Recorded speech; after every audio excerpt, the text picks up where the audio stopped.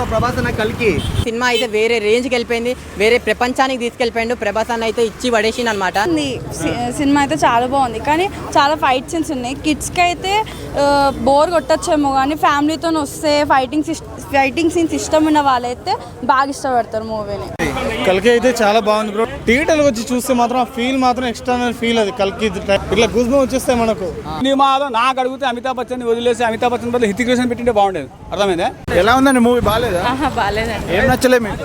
ఏది నచ్చలేదు, మైక్ కూడా నచ్చలేదు. ఓవరాల్ గా మూవీ మాత్రం బ్లాక్ బస్టర్ అనుకుంటున్నారా? Yeah, block buster. So Dangal రికార్డులను బ్రేక్ చేసే ఛాన్స్ ఉంది అనుకుంటున్నా. 200% బ్రో. ఓకే, సింగిల్ గానే నిలిపేస్తుంది. ఓకే.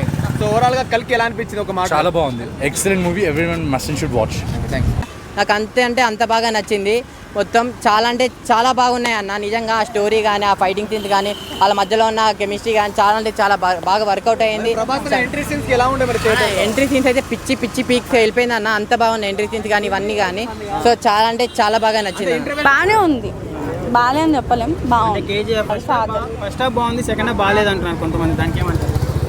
అంటే ఫస్ట్ హాఫ్ నుంచి లాస్ట్ హాఫ్ వరకు మొత్తం ఫైటింగ్ సీన్స్ ఉన్నాయి, స్టార్టింగ్ నుంచి ఎండింగ్ వరకు.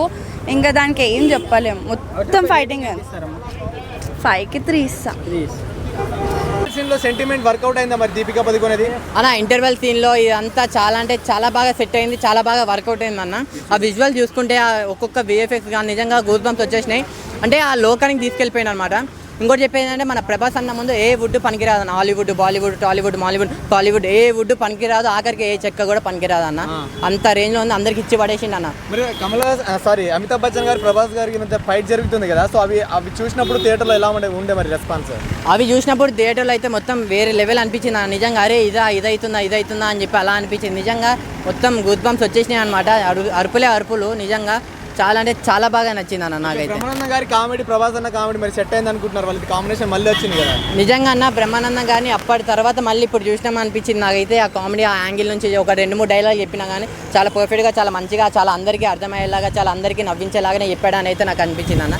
సో చాలా అంటే చాలా బాగుంది అన్న.